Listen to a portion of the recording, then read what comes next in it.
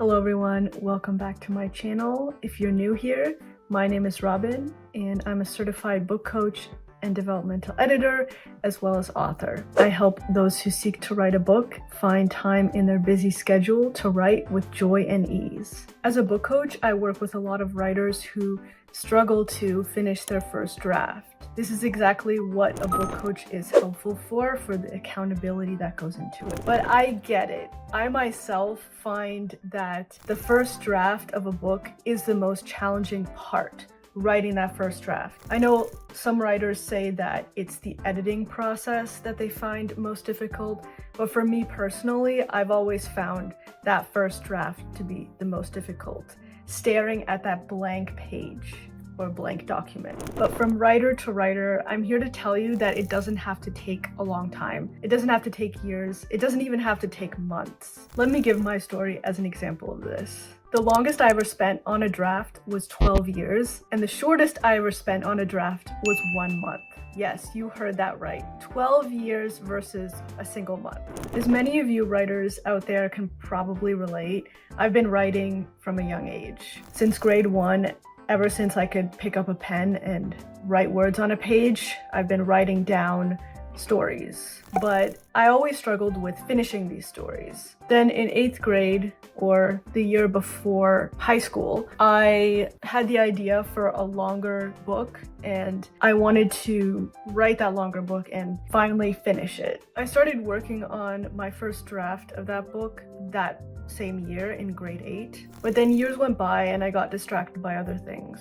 School, work, and life, basically. I published a lot of shorter works of mine along the way, but I had yet to finish a longer novel or series. When it got to 2020, I finally had enough. I was publishing all these shorter stories, but I still had this long form novel idea that I really wanted to publish, and I was just not doing it. I would occasionally come back to it and write a bit more or edit a bit more, but I never really sat down and completed it. Then finally, I had enough of putting off publishing my work. It had been 12 years since I started writing that book, and it was still on the first draft. I wanted so badly to be an author, yet I hadn't published a book. So I decided to challenge myself, and I put that book aside and started a new one.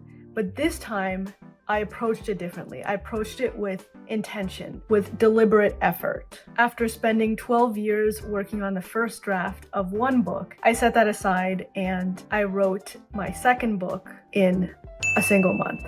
And then the following month, I spent that month editing that same book. And then the month after that, I published it. It's up there on Amazon now. You can feel free to check that out if you're interested. That book was the first standalone novel I had ever published. I was officially an author. Then I turned my attention back to that original story draft that I had started back in 8th grade. I thought to myself, okay, now it's time to finally get this done. I did it before, I could do it again. And so I did.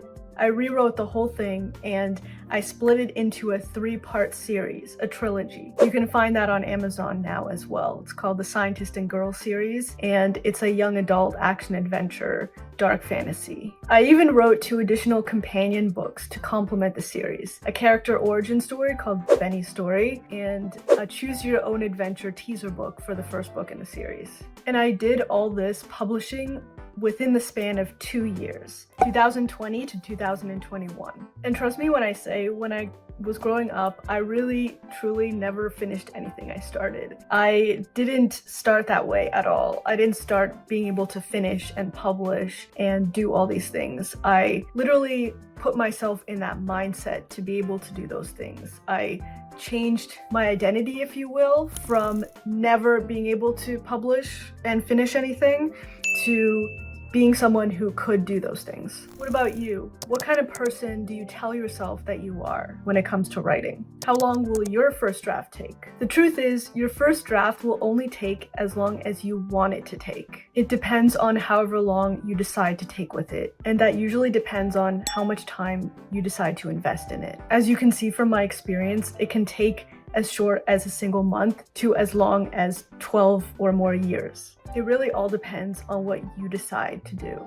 Some types of books and some genres take more planning and plotting than other books do. And there are also variations in length depending on your genre word count goals. A 40,000 word romance is going to be completely different in time investment than a 100,000 word historical fantasy. I wrote my series as a discovery writer, or in other words, sitting writing by the seat of my pants, and I wrote my standalone novel with a bit more of an outline. You as a writer can find out what method works best for you when writing, whether you're a plotter or a pantser or discovery writer, or something in between. Through writing, I discovered the method that works best for me, and it's the story arc method. I will talk more about that in a future video, so if you're interested in hearing that, then subscribe to my channel down below and be notified once that video comes out. Going back to my series, I know that if I were to start that now, I am starting a series now, but that's a whole different video, and I will be going into that soon as well. So again,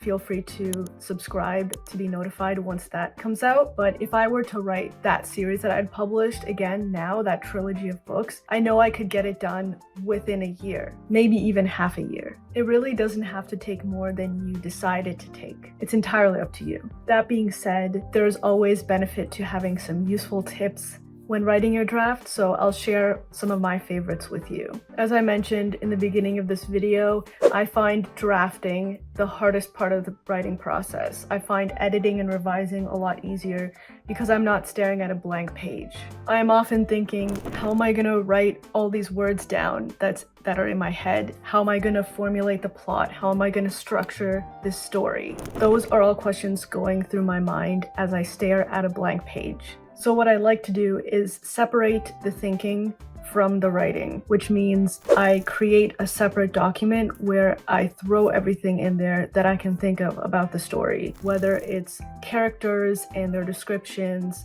what are their strengths, what are their flaws, what makes them unique, and what makes them human. Then I build out a general overview of the story arc, how the book is going to go, how the story is going to progress and finish. As I mentioned earlier, I'll go into that in detail in a future video. For now, I'll just, from bird's eye view, what I do. I throw everything I can think of into that doc, including scenes I have in my head. And then I start from that. So I put the thinking into a separate doc. And then so when I start writing, I know exactly what scene I'm writing and starting with. I find a lot of writers often get caught up in that first draft, especially if you are a perfectionist like me. I'm very guilty of that. But sometimes it's useful to just hammer out the first draft, and you can always go back over it and make tweaks and edits. That's what I found is the most helpful for me, is when in doubt of whether to go back over the words I've already written, the best for me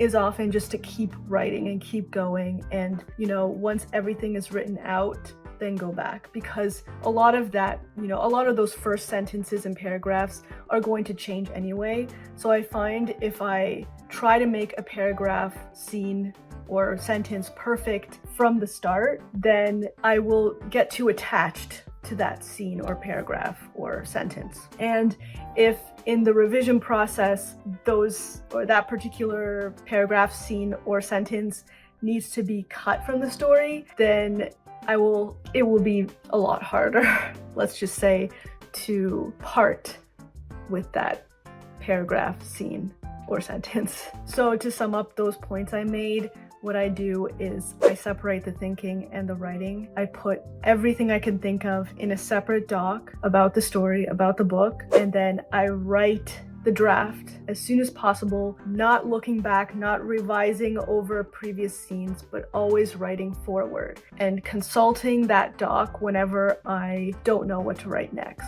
If you are a writer looking for help in this process, I would love to help. Feel free to reach out. I'll post some links down below on how you can reach me, and feel free to send me an email or fill out the form on my website to be in contact. I'd love to help you on your journey. The last thing I will say is that it's okay to skip sections of your book. It's okay not to write linearly. How I prefer to write is I have all my scenes loosely planned out, like where each scene is going to go and what the scenes are going to be about, but I don't necessarily write them in order. For example, the current book I'm working on, I started writing based on the timeline. So what happens first, even though those scenes are going to be flashbacks that are included later in the book, I started writing them first so that I had a good idea of the backstory that the book will start with, if that makes sense. So that when it came time to write the first scene of the book, I already had what happened in the past clear in my mind, so I can write from that timeline. You can decide what works best for you and how you prefer to write your scenes, in what order you prefer to write them, but that's just what works best for me for this particular book that I'm writing. If you'd like me to take a look at your work and help you determine that, then again, feel free to reach out. I'd love to help. When I come back to those incomplete sections or parts or scenes of the book, when I'm editing it, sometimes the words just suddenly flow out and fill the pages, just naturally. And then I end up writing those scenes a lot better than I would have if I tried to force writing it in a specific order. So if you get anything from all this, just write your draft. However you want it, however it turns out. If it has mistakes, so what? That's what editing is for. Just get it out there, get it out of your head onto the page. However it looks, it looks. You might be missing some parts or scenes, some characters might not be as well developed as you like. That's okay. Just get through it. Just get that basic story down. That's really your only job for the first draft. The rest will come later, and you can worry about the rest later. Alright, that's it for this video. I hope you enjoyed it and you found some value in it. If you did, please give this video a thumbs up down below. I'd love to hear your thoughts as well. If you have any comments, please write them below and I'll do my best to answer any questions you might have. And of course, subscribe to be notified of future videos like this. Until next time, happy writing, happy drafting. Bye for now.